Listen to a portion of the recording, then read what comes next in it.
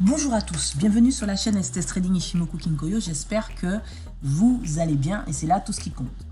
Les amis, dans cette vidéo, je vais mettre en pratique tout ce que je vous ai montré et appris sur cette chaîne. Attention, je vais mettre en pratique les trois théories. Théorie du temps, ondulatoire, du prix, d'accord? Et bien sûr, le bilan. Et du bilan, je vais principalement utiliser la règle du Sanyaku, d'accord, pour entrer sur le marché. La théorie du temps pour déterminer des dates de changement. La théorie ondulatoire pour déterminer le sens du marché, du mouvement. D'accord? Voilà. Rappelez-vous que sur cette chaîne Ichimoku Kinkoyo, je vous ai aussi montré comment vous pouvez trader sans mise en application des théories. Grâce à l'identification des plats SSB et plats Kijun et des prises de position allant chercher ces niveaux-là. Tout en étant dans le sens du marché, toujours et encore. Donc, c'est parti.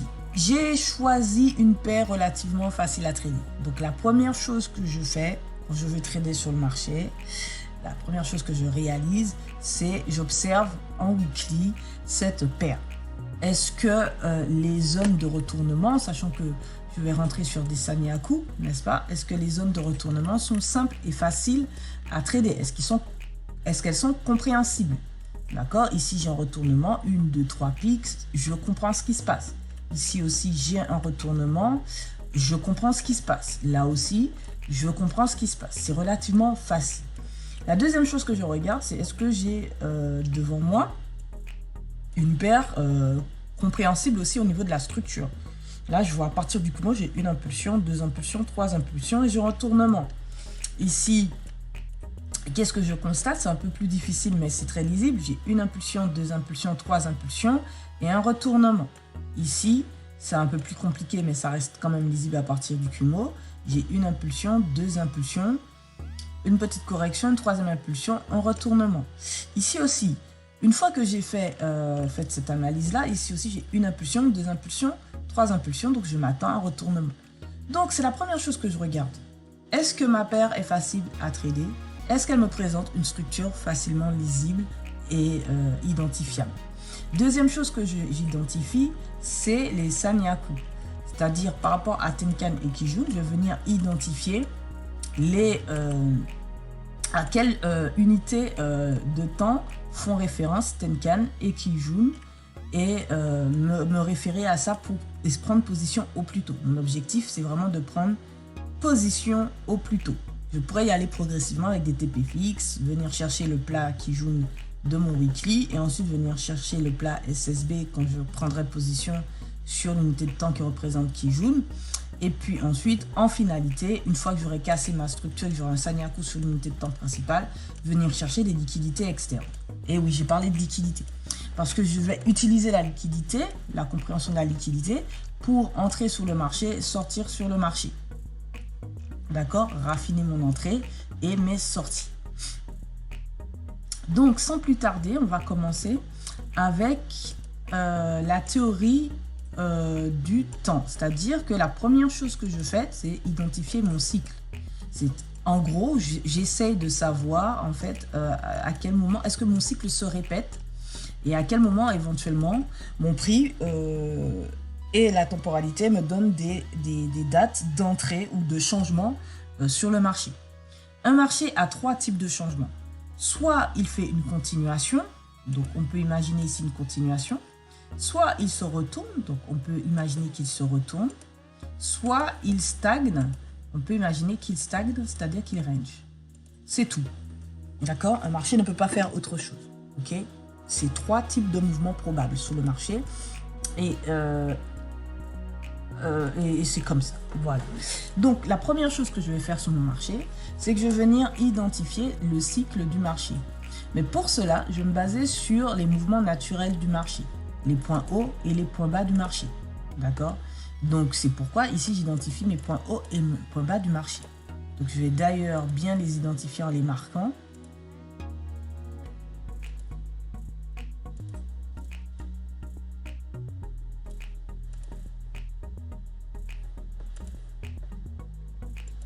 Voilà. Voilà. Et à partir de ces points hauts et ces points bas du marché, je peux utiliser soit Kihon-Sushi, donc la règle de base d'Ichimoku Kinkoyo, c'est-à-dire que si je trouve entre ce point haut et ce point bas un nombre Kihon-Sushi, je viendrai poursuivre cette règle de Kihon-Sushi. Admettons, je dis n'importe quoi, ici je trouve 9, eh bien je vais m'attendre à 17 avant un changement, ou 26 un changement, d'accord? Ok. Si par contre je ne trouve pas de nombre Kihon-Sushi, je vais donc appliquer Taito-Sushi, c'est-à-dire des nombres égaux qui se répètent, pour voir si le marché répond. Donc, je vais commencer tout simplement avec Taito-Sushi ici, donc je vais me positionner sur le point haut ici et le point bas là, et regarder comment mon cycle se répète.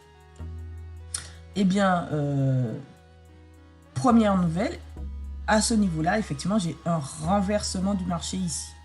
Donc, Taito-Sushi a l'air de bien fonctionner sur ce cycle de marché. Et probablement ici aussi, on aura peut-être un changement, pourquoi pas, peut-être un changement, un retournement du marché en faveur d'une hausse.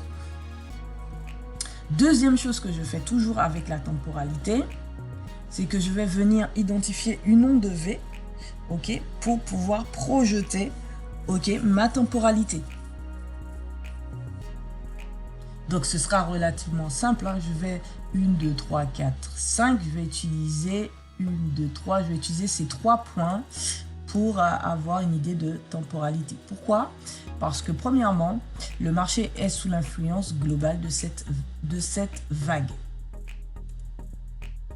Ça veut dire quoi? Ça veut dire qu'on n'a ni cassé le plus haut, ni cassé le plus bas. Donc ce sera ma première impulsion. Et naturellement, je viendrai chercher la deuxième impulsion ici. Ok? Une fois que j'ai réalisé cela, je vais venir, pareil, apposer le cycle temporel Taito-Sushi. Donc, je vais reporter la totalité de cette onde V sur le point C pour avoir une date de changement. Donc, grâce à mon outil Cyclic Lines, je vais voir si... Je vais me caler et voir si vous voyez le nom. Voilà, Cyclic Lines. Je le fais facilement, aisément. Donc là, hop, je viens marquer cette date, le 3 août 2020. Ok, il y aura un changement à ce niveau-là. Et je vous ai dit que le changement peut être de 3 ordres. Soit un retournement, soit une continuation, soit un range. Ok. Ok.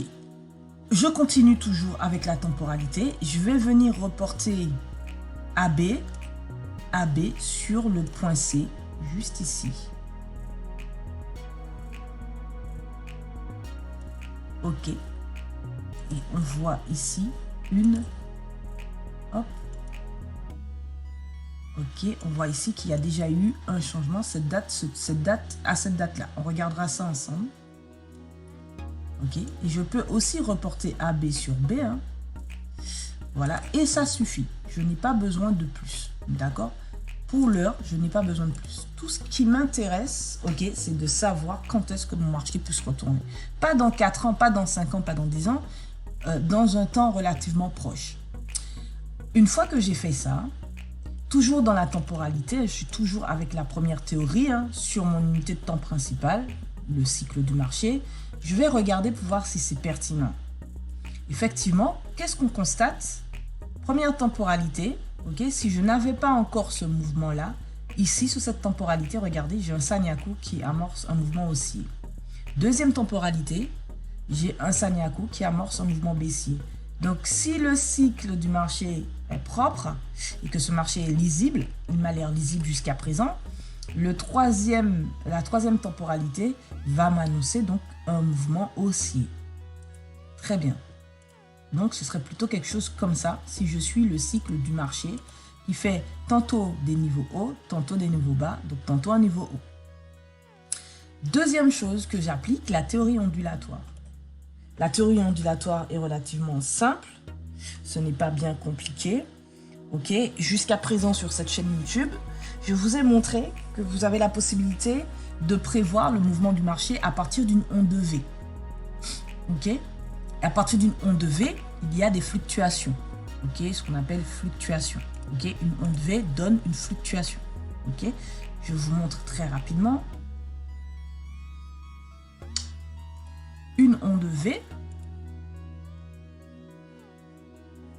comme ceci, si le point C ne casse pas A, va donner une fluctuation de type P, c'est-à-dire qu'on ne vient pas casser le point B, ou une fluctuation de type N. Là, on va chercher les cibles NNTVE. Une onde V avec le point C qui casse A va donner une fluctuation de type S, j'appelle ça S', ou S ici, ou une fluctuation de type Y. Ok? Très très bien. Donc avec ces éléments et c'est ce que je viens de vous dire, vous êtes tout à fait capable, ok, d'identifier les fluctuations à partir d'une onde V si vous n'êtes pas à l'aise, si vous n'êtes pas encore habitué à le faire à partir d'une fluctuation. Une fluctuation étant composée de trois impulsions. Une impulsion corrective et une impulsion haussière. Ou ça dépend du sens du marché. Donc si je veux lire mon marché, ici j'ai une onde V avec un point C qui casse A. Là, j'ai un mouvement de type... Donc ici, j'ai une fluctuation de type S. Une fluctuation de type S peut donner une fluctuation de type P. Voyons voir. Ici, j'ai une onde V encore avec le point C qui ne casse pas A. Donc, ça peut donner soit une fluctuation de type P ou une fluctuation de type N de continuation. Là, on est dans une fluctuation de type N. Je continue. J'ai une onde V qui m'a redonné une P. Donc, il faut savoir que quand on a une succession de P, on est dans un range. Donc, effectivement, les lignes Ichimoku Kinkoyo valident. On est bien dans une P ici. Là, on a un mouvement baissier qui peut être une P aussi. Peu importe où ça s'arrêtera. Et si ça se retourne, soit ça devient une P en restant sur ce niveau de prix, ok, soit ça fera une N comme une continuation. Ok, voilà. Donc là, l'analyse ondulatoire pour prévoir le mouvement du prix, ben jusqu'à présent, ça valide. Donc, soit je fais une P ici, soit je fais une N. Dans combien de temps? Je ne sais pas. Ça, je ne l'ai pas projeté. J'ai juste regardé, ok, la prochaine date de changement qui interviendra sur ce marché et qui me permettra de prendre position. C'est tout.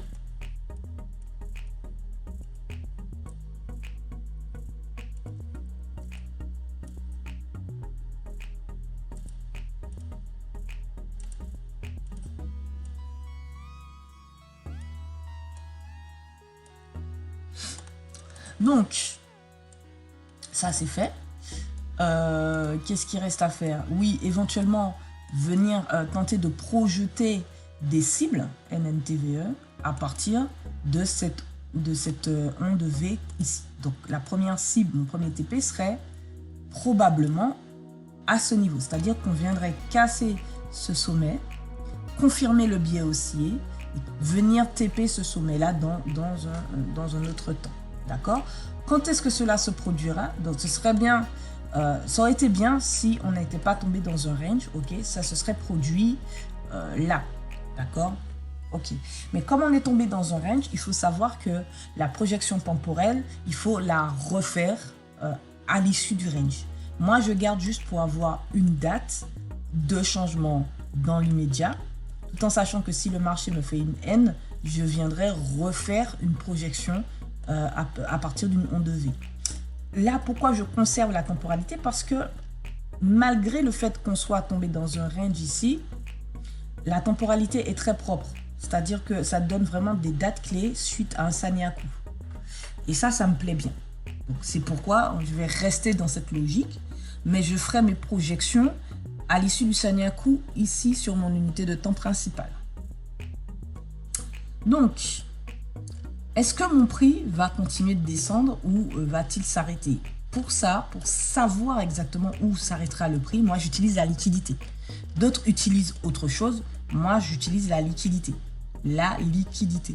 Donc, bien sûr, si j'arrive à lire des informations strictement ici sur le prix, je le fais sur l'unité de temps principale, mais le plus souvent, je viens raffiner ma lecture sur les unités de temps inférieures.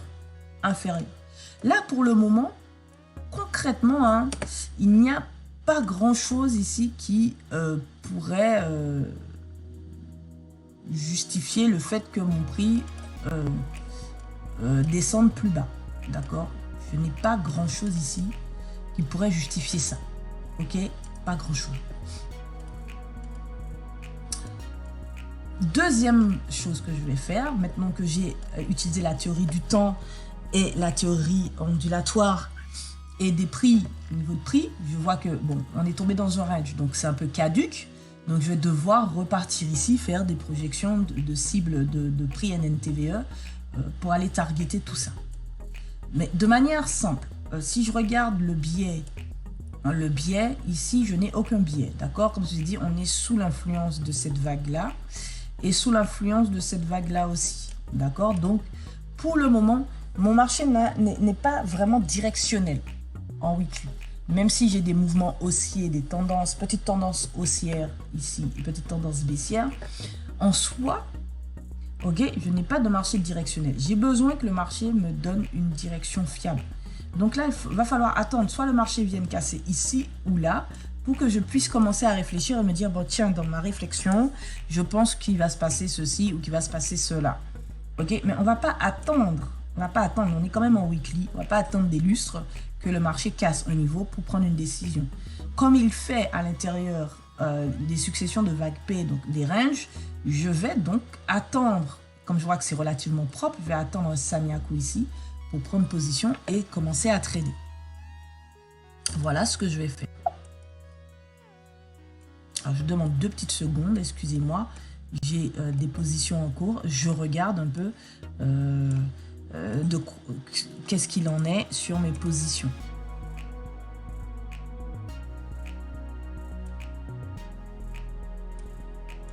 Ok, donc je suis désolé si s'il y a un moment de latence ou de pause, c'est juste que je traîne en même temps que je fais cette vidéo et je regarde un peu ce qui se passe, d'accord?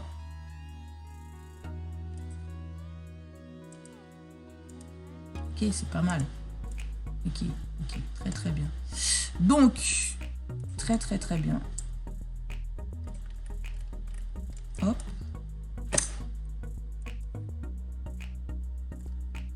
Voilà. Donc, du coup,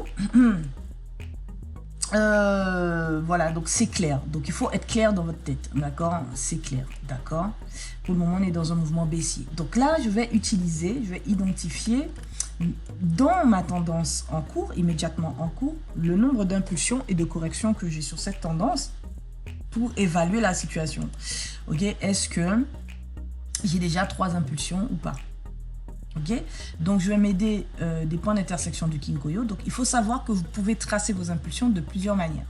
Grâce aux points d'intersection du Kinkoyo qui vont venir valider des points hauts et des points bas, ou grâce à Tenken.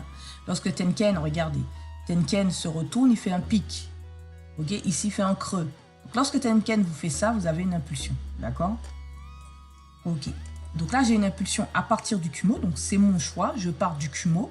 Parce que le Kumo nous donne une zone de tendance. Donc si je veux, dans ma tendance baissière, identifier des impulsions, je le fais à partir du Kumo.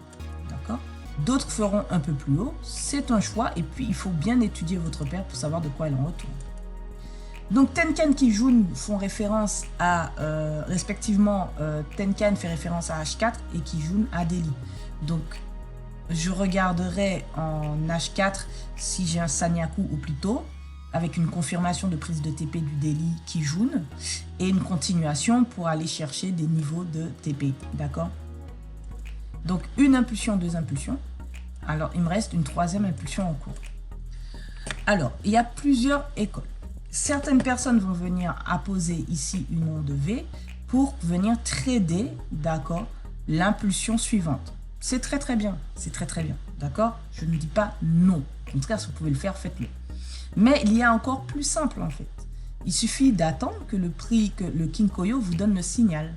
C'est-à-dire que lorsque vous avez un point d'intersection du Kinkoyo ici, en faveur d'une hausse, ok, et que vous voyez que le prix se retourne, vous rentrez à la cassure, tout simplement de Tenken, ok, suite à un Sanyaku sur les unités de temps inférieures, pour optimiser votre entrée, pour trader le mouvement qui suit.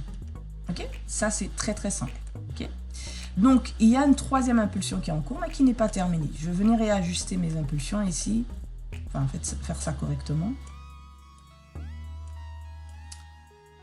Donc c'est une vidéo de mise en application. Voilà, donc il est probable que mon mouvement ici ne soit pas terminé, mon impulsion ici ne soit pas terminée. Pourquoi? Parce que tout est directionnel.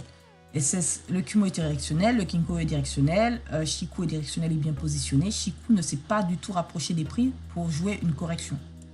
Donc là, on va attendre tout simplement que mon prix se rapproche. Voilà, là, regardez, ici, mon prix s'est rapproché de Tenken. Il a même cassé, clôturé au-dessus de Tenken. Je pense, je vérifie, est-ce que c'est vraiment une clôture? Non, ce n'est pas une clôture. Donc, ça ne m'intéresse pas. D'accord?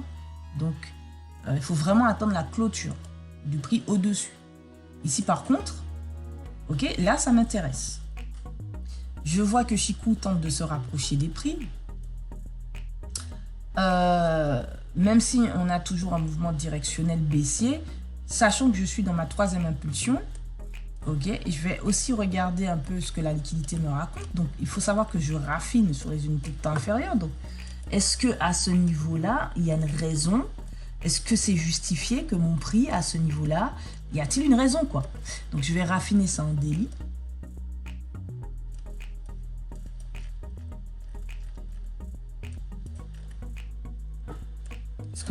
Parce que mon prix peut très très bien poursuivre sa descente.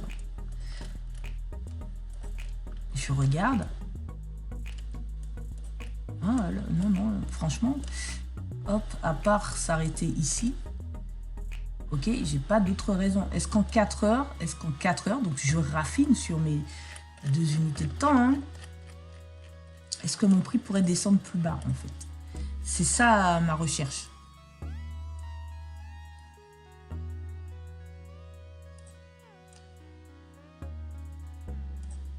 Est-ce que mon prix peut descendre plus bas? Ok.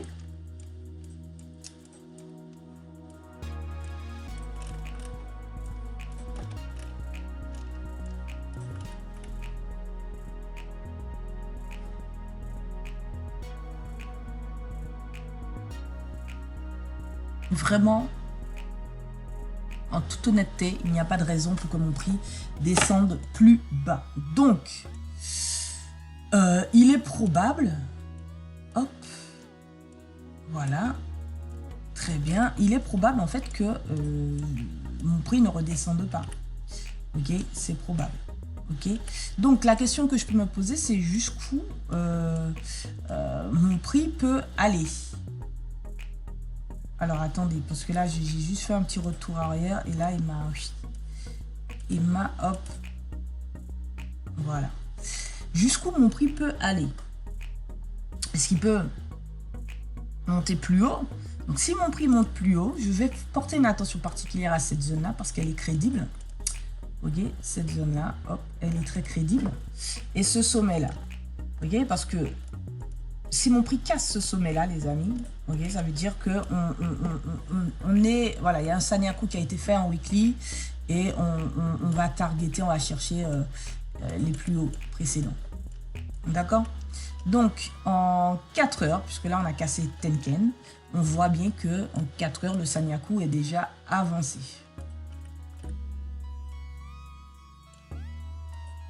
Ok, mon Sanyaku est déjà avancé. Et si j'avais 4 heures, là, j'ai 4 heures. Si je mets 8 heures, je regarde juste pour voir ce que ça donne, hein, mais je reste avec les choses classiques. Mais juste 8 heures, par curiosité, est-ce qu'en 8 heures, j'ai un Sanyaku, début de Sanyaku? Voilà, en 8 heures, j'ai un début de Sanyaku. C'est encore mieux. Donc vraiment, c'est à vous d'étudier votre paire. Hein. Ok, d'étudier les lignes, de voir à quoi ça correspond. Donc en 8 heures, j'ai un début de Sanyaku, donc c'est très très bien. Donc point d'intersection du Kinkoyo en 1, Chikou qui casse les prix. Alors, il faut que je regarde 26 périodes en arrière.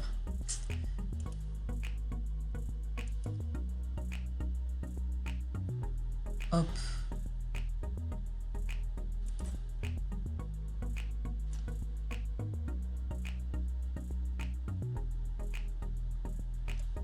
Donc, si je prends ça, en 1, en 2, ouais. Chikou a quand même cassé les prix un peu avant. Donc, on va faire quand même attention à ce Sanyaku de 8 heures. J'aurais mieux fait de rester sur 4 heures, mais c'est pas grave. Donc, du coup, on voit que le marché est déjà en train de partir à la hausse. Il a déjà donné un signal de haussier. Donc, je vais patienter un peu. On va patienter un peu. Boum. Voilà, et on va chercher des entrées ici. Il est probable, je dis il est probable, d'accord? Ok, que le prix revienne ici et qu'on aille chercher des plus hauts. Ok, donc le plus haut qu'on ira chercher, c'est tout simplement, hop, ma zone ici que j'avais identifiée, à droite, ce niveau-là. Donc pour être très scolaire, on va d'abord chercher le plat Kijun de votre unité de temps principale, puis le plat SSB. D'accord, pour rester scolaire. Mais moi, dans ma logique, mon prix doit remonter à minima jusqu'ici. Ok, mon prix doit remonter ici à minima. Voyez. Et ensuite, à l'issue, pourquoi pas casser cette zone-là. S'il le fait, il y a deux manières. Soit il casse et on continue à la hausse, soit il rebondit et redescend et on repart à la baisse. Donc, comme c'est pas mal ça, je vais mettre raffiner mon stop loss. Je prends un risque en faisant ça. Je vais rester comme ça. Ok. Et on va suivre la tendance sur l'unité de temps sur laquelle on a pris position. Donc, vous voyez, on a TP ici. C'est très, très propre. Donc, en quelque part, ça veut dire qu'on a joué le Sanyaku en daily, bien sûr, mais aussi en weekly. Donc, on est en train de corriger. On a cassé, hein. Parfait. On corrige avant de repartir. Donc, ici, vous pouvez venir... bon, c'est pas très, très propre, mais vous pouvez déjà venir apposer une onde V et venir chercher une cible E. D'accord? Donc, on va utiliser la théorie du prix. Si j'impose une cible E, mon prochain TP est là. Donc, hop, j'ai un TP ici. Très très bien. Regardez le ratio 21,02. C'est pas mal.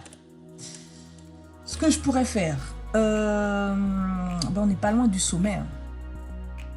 On n'est pas loin du sommet. On pourrait même aller chercher ça. Après, c'est une gestion du stop loss. Donc, on va gérer le stop loss sur votre unité de temps principale. Unité de temps principale, c'est mieux. Parce que vous allez bien voir les creux, les sommets. Ce sera beaucoup plus gérable. Donc, moi, ça, je vais l'appeler BE SL Win. Ok. Donc, je ne veux pas que la vidéo soit trop longue. Donc, je ne m'attarde pas. Mais vous avez compris que j'ai eu un Sanyaku en 4 heures. Bon, j'étais en 8 heures pour bien travailler mon Sanyaku. Donc, ça aussi, vous pouvez le faire. C'est-à-dire que si vous voyez que le Sanyaku est déjà avancé en 4 heures, essayez de trouver une unité de temps qui va vous permettre d'avoir un Sanyaku qui démarre pour bien gérer votre retour, le prix, votre retour du prix pour prendre position. Il faut savoir que le mouvement naturel du marché, si vous voulez rentrer en position sur un marché, par exemple en achat ou en vente, il faut obligatoirement que le marché ait récupéré des lots précédents pour aller dans un mouvement. C'est comme ça, c'est pas autrement. Je l'explique, je l'ai bien expliqué, je pense, à mes collègues du Discord. On est bien rentré dans les détails, etc. Mais de manière simple, un pullback, c'est ça. Le pullback, c'est la récupération des lots nécessaires à la création du mouvement. D'accord? Si on ne fait pas ça, il n'y a pas de mouvement.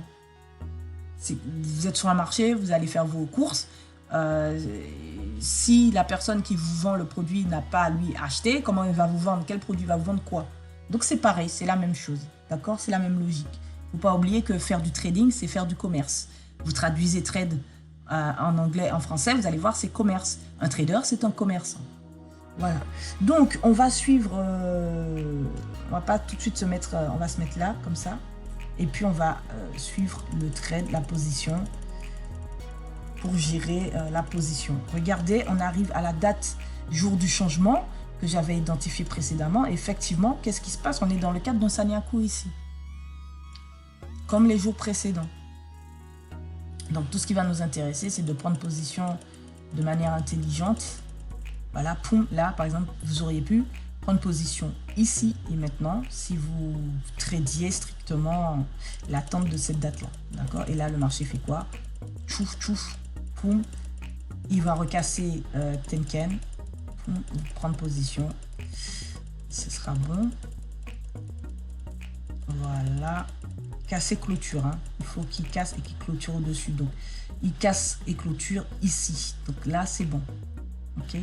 En plus, vous avez une onde V aussi. Donc, on avait fait une onde V à partir d'ici. Première cassure pullback. Mais si vous voulez patienter encore plus, vous avez une onde V ici. Cassure Tenken. Donc, une onde Tenken ici. Une onde V Tenken ici. D'accord? Et elle, je pense qu'elle va encore plus loin. Si je pousse cible E, on va encore un peu plus loin. OK? Donc, là, on est en position. On veut juste gérer notre position. Donc, on va venir positionner un BESL Win ici. Et on va attendre que le marché fasse de nouveau plus haut, crée de nouveaux creux ou sommet. Alors, je vais accélérer un peu, sinon cette vidéo sera trop longue et je ne veux pas qu'elle soit trop longue.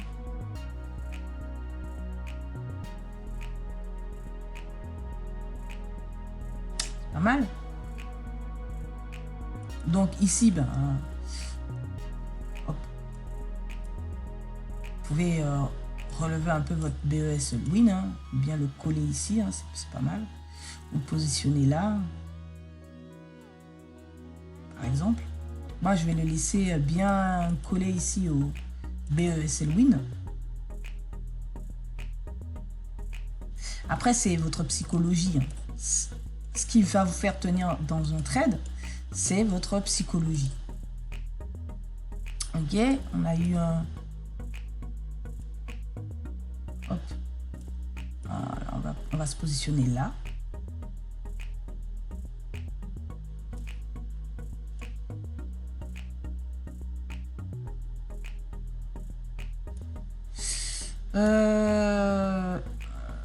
C'est un peu trop. Ici.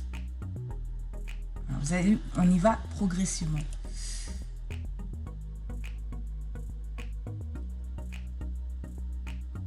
Là, on sent que le marché tente de faire un retournement. Ah, ça y est, c'est bon. On a TP, c'est bon. On a TP. On a TP. Vous avez vu, il ne faut pas se précipiter à bouger son BE et son SLB. Il faut y aller progressivement. Ok, on a... Alors, le mieux, c'est d'attendre que le marché vous fasse de sommets, mais des sommets protégés. D'accord? Par exemple, ici, ce sommet, il est protégé. Le prix n'est jamais revenu ici. Donc, c'est un sommet sécurisant. Ok? Ici, ben, on pensait que c'était un sommet protégé. Mais en finalité, voilà, vous seriez sorti peut-être ici. Hein? Il faut toujours attendre le sommet suivant. Donc, vous auriez eu un sommet ici. Il faut attendre la cassure là. Puis, tant que vous n'avez pas la cassure de ce niveau-là, vous ne bougez pas votre stop loss. Mais vous seriez sorti ici. C'est pas grave. Vous avez déjà engrangé des gains. Mais là, c'est très très bien. Et le ratio est de 24,02. Bon, ce qui est parfait. Hein. Et là, en plus, c'est la semaine en cours. C'est cette semaine. Donc, ça veut dire que le marché pourrait probablement monter encore plus. Donc, si on dézoome, ok, si le marché monte plus, on part sur une fluctuation N, une continuité. Et on voit bien que les dates sont très cohérentes. Malgré qu'on soit ici dans un range qui, normalement, devrait annuler la projection temporelle. Là, c'est très cohérent. Donc, si c'est cohérent, pourquoi changer? Par contre, maintenant, vous allez pouvoir, maintenant qu'on a un nouveau... hop.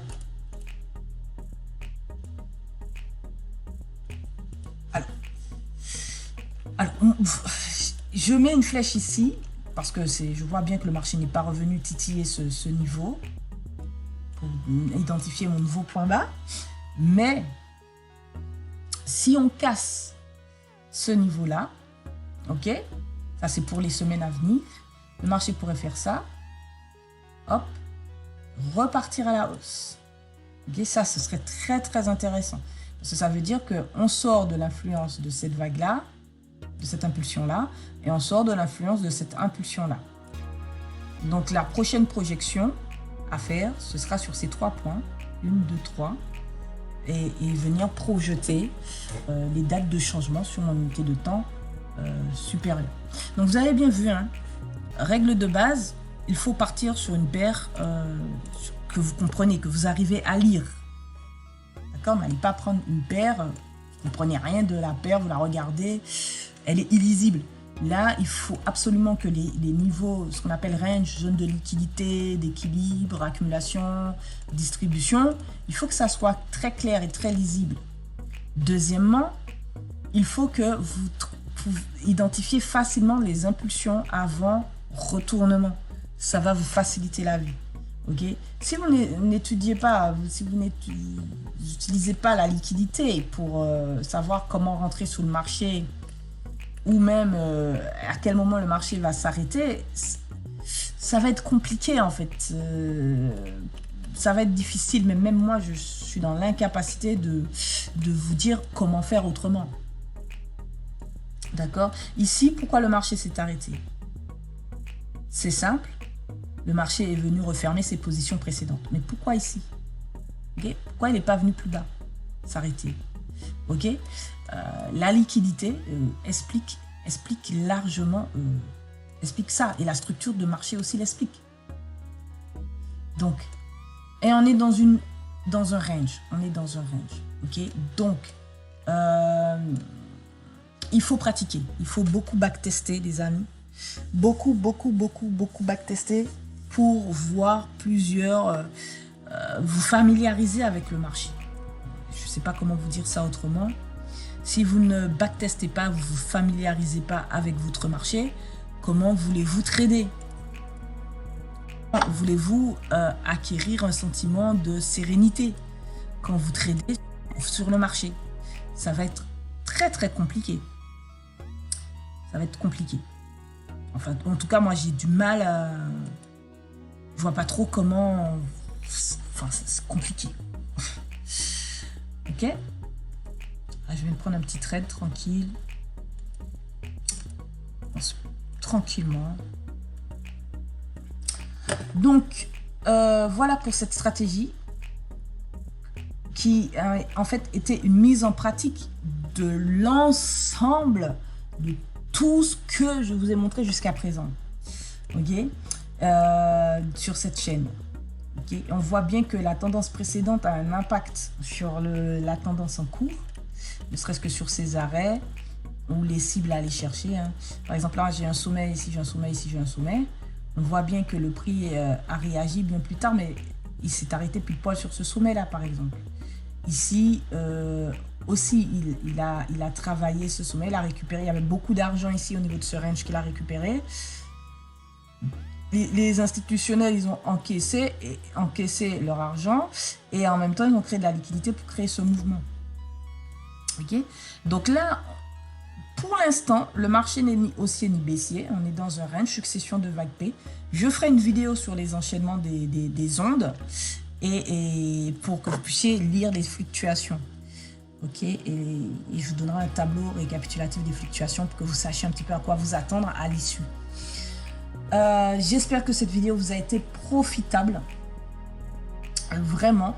Donc ceux qui sont sur la zone en attente et qui apprennent en fait à identifier un retournement à l'issue de 3 impulsions, vous comprenez bien qu'il faut identifier les 3 impulsions dans votre tendance en cours actuelle, d'accord? Pas sur l'ensemble de la structure du marché, juste sur le mouvement du cumul actuel, d'accord? Après, tout est question effectivement de liquidité externe et de projection de cible à théorie des prix, n'est-ce pas? Ou si vous préférez, allez-y étape par étape, c'est-à-dire aller chercher les sommets de la tendance précédente. Ça, c'est une vidéo cadeau que je vous ai fait à la fin de l'année, en début d'année ou à la fin de l'année dernière. Je vous expliquais qu'on allait chercher des TP ici. Ben, on va chercher les liquidités, en fait. Ok. Ben, je pense que c'est pas mal, hein. Donc, si vous avez des questions, n'hésitez pas à les poser en commentaire. Si vous voulez nous rejoindre, n'hésitez pas à nous rejoindre sur le Discord STS Trading Ichimoku Kinkoyo, mais vous allez commencer par le commencement, hein. Vous allez commencer par le niveau en attente avant de démarrer les niveaux de théorie, d'études des 3 théories et de la liquidité du marché. Ben, vous allez démarrer avec la reconnaissance de marché qui se retourne grâce aux 3 impulsions, retournement. Vous allez aussi apprendre à prendre position, hein, si vous identifiez bien votre unité de temps sur Tenkan et Kijun, prendre position pour aller chercher un Sanyaku sur les unités de temps inférieures. Donc ça marche sur toute unité de temps. Weekly peut être votre unité de temps temporelle, donc vous appliquez la même chose sur chaque unité de temps principale. Daily peut être votre unité de temps principale, 1 heure même, si vous voulez faire du scalping, c'est jouable. Et là, vous attendrez, c'est le même process en fait, ça ne change pas. Après, c'est votre psychologie. Si vous voulez suivre le trade, mon conseil, remontez sur votre unité de temps principale, poursuivre votre position, votre trade, ce sera beaucoup plus simple. Ce sera beaucoup plus simple à gérer. Et puis, votre psychologie, hein, le plus dur, ce n'est pas d'entrer sur le marché. Le plus dur, ce n'est pas de mettre une entrée et un stop loss. Le plus dur, c'est de maintenir la position pour engranger un maximum d'argent. C'est ça le plus compliqué, vraiment, sans mentir. Et je vous souhaite à tous et à toutes, en fait, de beaucoup pratiquer, hein. Maintenant, il faut backtester. Regardez à nouveau cette vidéo, étudiez-la. Si vous avez des incompréhensions, faites-moi part. Je tenterai d'y répondre gratuitement, encore une fois. Après, vous avez la possibilité de prendre un abonnement si vous voulez un accompagnement personnel où je vous explique en détail chaque chose. Mais vraiment, sans mentir, on le fait déjà sur la communauté, au niveau de la communauté. Sauf que je ne suis pas engagée vis-à-vis des personnes qui font partie de la communauté. Elles étudient, on se rencontre, on discute, on pose des questions, on échange. Il faut une étude de 6 mois de mise en pratique, d'études, d'analyse, de 6 mois avant vraiment de maîtriser totalement et de changer de vie.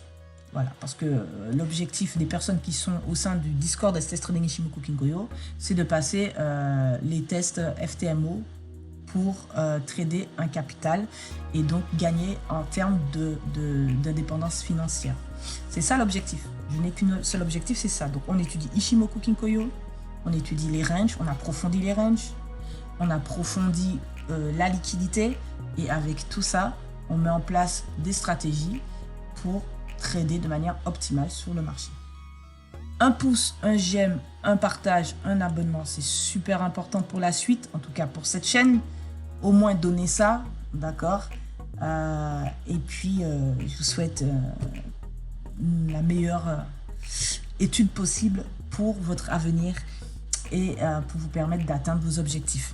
A plus sur la chaîne STS Trading Ichimoku.